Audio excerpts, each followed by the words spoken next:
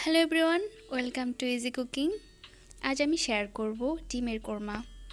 বাসায় হাতের কাছে থাকা কিছু উপকরণ দিয়ে সহজে তৈরি করে দেখাবো। চলুন তাহলে শুরু করি। আমি 4টা ডিম সিদ্ধ করে ভালো করে খোসা ছাড়িয়ে নিয়েছি। ছুরি দিয়ে ডিমের গায়ে এভাবে দাগ কেটে দিয়েছি যাতে ডিমের ভেতরে ভালো মতো মশলা যায়।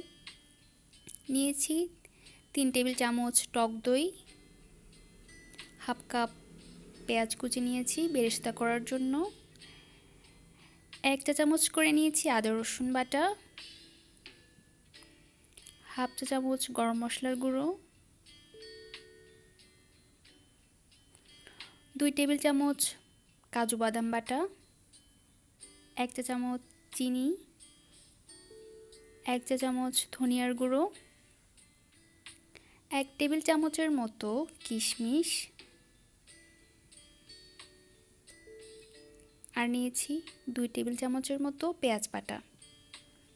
লাগবে কিছু গোটা মশলা, 2টো তেজপাতা, 3টা করে দারুচিনি, এলাচ, লবঙ্গ, 1টা জয়ত্রী,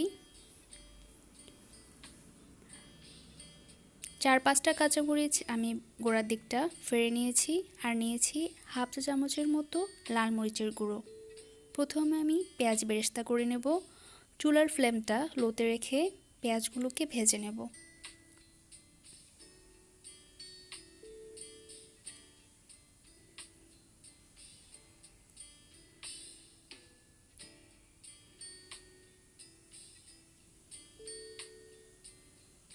বেরেস্তা হয়ে গেলে নামিয়ে রাখবো।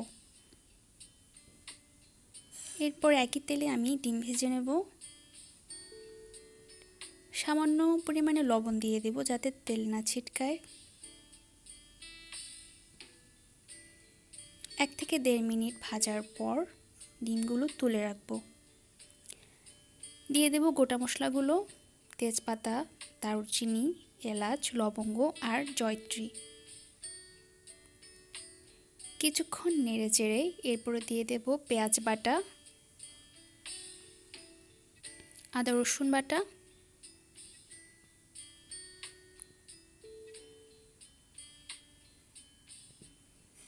দুই থেকে 3 মিনিট মশলাগুলোর কাঁচা গন্ধ যাওয়া পর্যন্ত ভালো করে কষিয়ে নেব।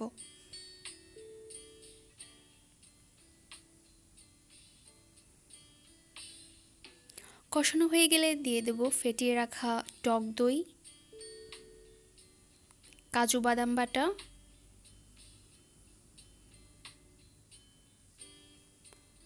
ধনিয়ার গুঁড়ো আর মরিচের গুঁড়ো।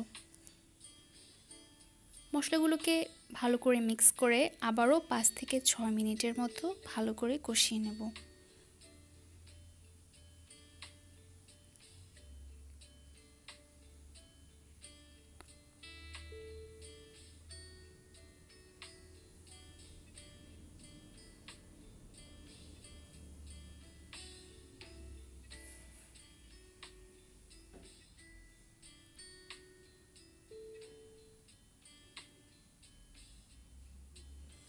মশলা কষানো হয়ে গেলে দিয়ে দেব ভেজে রাখা ডিম।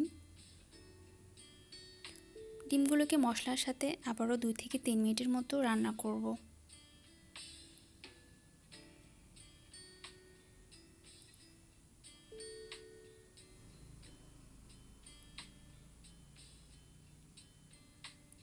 এবার দিয়ে দেব 1 কাপের মতো পানি, ঢাকনা দিয়ে দেব।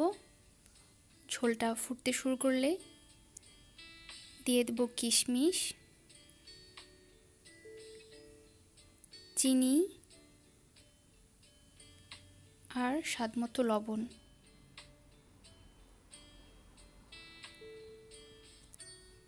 এবার ঝোলটা শুকিয়ে নেব। ঝোলটা প্রায় শুকিয়ে আসলে দিয়ে দেব কাঁচামরিচ আর গরম মশলার গুঁড়ো। মিক্স করে ঝোলটা গায়ে-মাখা হওয়া পর্যন্ত রান্না করব। ঝোলটা গায়ে-মাখা হলে লবণ দেখে নামিয়ে ফেলব। হয়ে গেল দারুণ মজার ডিমের কোরমা।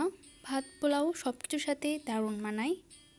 এই রেসিপি বাসায় ট্রাই করে দেখবেন, আশা করি আপনাদেরও ভালো লাগবে। আজ এ পর্যন্তই।